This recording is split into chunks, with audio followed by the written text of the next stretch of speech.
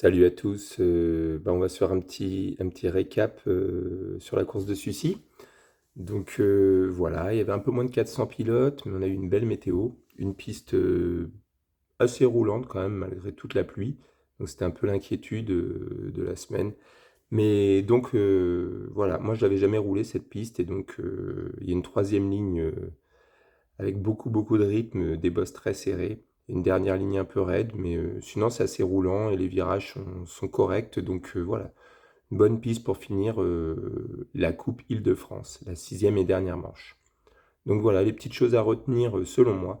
La journée, alors déjà, il y avait l'hommage à Olivier Grune, on a renommé la piste à son nom, donc pour ceux qui ne le connaissaient pas, hein, il a la base des grilles modernes qu'on a, qui ont été reprises par Quentin, son fils, et ProStart. Donc voilà, c'était un moment émouvant, il y avait beaucoup de monde, et donc c'était important, je pense, pour la famille et pour la famille du BMX en général, donc de faire cet hommage. Donc voilà. Sur les courses, bon, je vais pas faire un résumé de 3 heures, mais je crois qu'on peut ressortir 4 GOAT Île-de-France sur cette saison Coupe Île-de-France. Donc on a Emma Brusson en U7, U9 qui a gagné toutes les courses. On a Guillaume Gillette également qui a gagné toutes les courses en Cruiser 45 et plus. Alix Farino en U17 et Ambre Kéré qui rafle tout chez les filles. Donc ça c'est vraiment les 4 pilotes qui sont sortis qu'avec des victoires. Donc invaincus sur la Coupe Île-de-France. Donc déjà bravo à elles et à eux. Ensuite, sur les courses, ce qu'on peut retenir, alors, il y a eu une belle baston chez les filles U7, U9, hein. Emma, elle a été chercher sa victoire au forceps. Donc, si on a des vidéos qui traînent n'hésitez pas à mettre en commentaire le lien. Ça nous permettra de revoir les finales. Mais voilà, ça n'a pas été gagné tout de suite et il y a de la concurrence. Donc, c'était vraiment sympa à regarder, même chez les U7, U9 filles. Donc, voilà. Il y a toujours des choses à regarder dans toutes les catés. En U15, hein, donc notre petite recrue colombienne, Juan Diego Merilla, qui arrive à Voisin, troisième course, troisième victoire. Donc lui, il vient pour gagner, hein, clairement. Et il est taille patron, hein, il part devant. Alors il fait encore des petites fautes techniques, mais pour l'instant, au niveau régional, ça ne le pénalise pas. Donc on va voir s'il arrive à concrétiser à la Chapelle. Mais nous, on est ravis de l'accueillir au Voisin BMX Club. Donc j'espère qu'il fera une belle saison, une belle fin de saison. On a en U19, bon, il y avait un petit plateau et donc il y a un Compiègnois qui était venu là, Iliane Martinez, mais qui a raté son start, qui revient bien, mais qui fait que deux. Donc Julien Libert en a bien profité pour gagner. Il part en tête de bout en bout, il y a pas eu photo. Chez les 19-29, là, ils nous ont ramené leur armada DN Sucy 94, donc les 4 élites qui font 1, 2, 3, 4. Donc Mathis Louet devant Bastien Régnier, Mika Guittard et Bastien Boutonnet. Donc pour ceux qui en doutaient, hein, ça montre une chose, c'est que les élites sont plus solides en première ligne, globalement. Donc voilà, ils sont rapides, ils font moins de fautes, donc ben, ils sont devant. Donc la logique était respectée.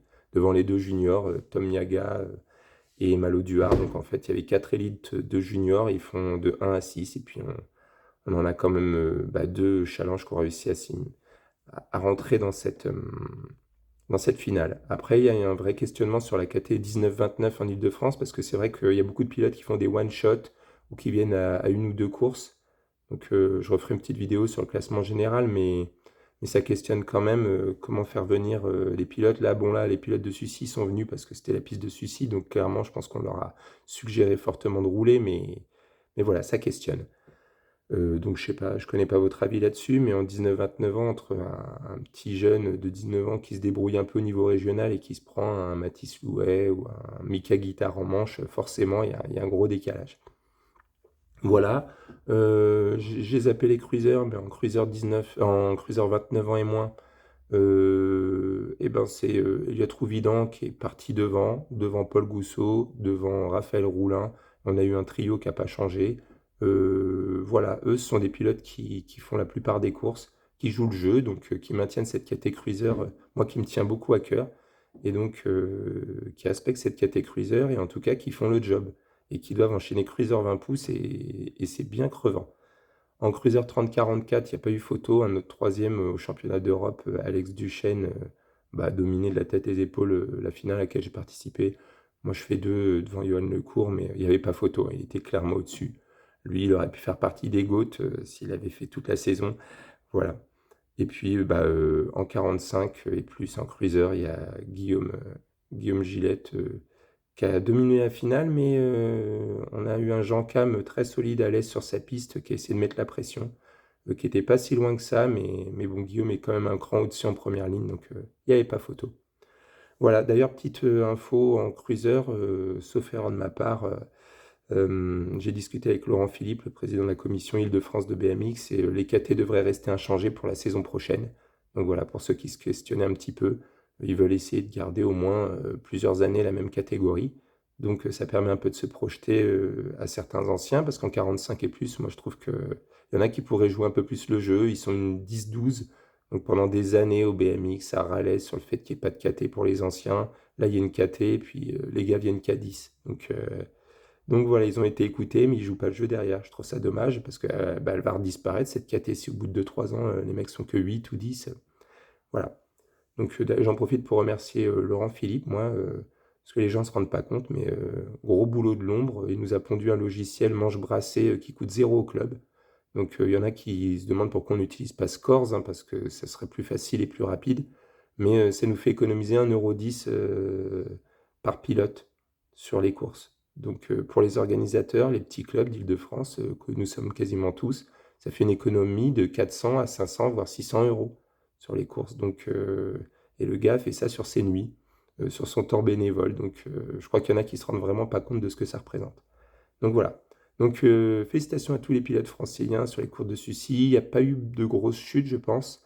Il y en a beaucoup qui ont souffert en troisième ligne, qui ont perdu le rythme et qui ne savaient plus où ils en étaient. La dernière ligne, elle faisait clairement bien mal aux jambes avec une bonne relance à l'ancienne piste bicross, dernier virage, on ressort à l'arrêt. Donc, mais c'est bien de revenir un peu aux racines de temps en temps. Donc voilà, bah écoutez, j'espère que ça vous a plu. N'hésitez pas à vous abonner à la chaîne. Et puis, bon, on se revoit là, on va rentrer dans une grande période hivernale d'entraînement. Il reste La Chapelle ce week-end, La Chapelle Saint-Mémin, la Coupe de France pour les pilotes nationaux. J'espère que nos Franciliens vont bien briller. Et puis, bah, on attend le calendrier avec impatience, le calendrier régional. Allez, à plus.